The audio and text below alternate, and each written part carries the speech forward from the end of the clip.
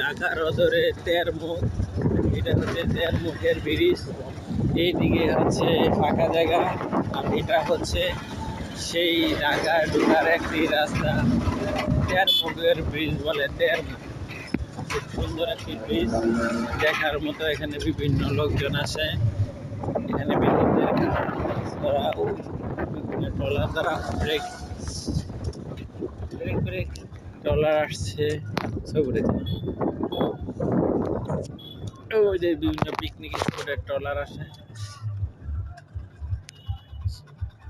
এই হচ্ছে তেরমুখের এলাকা।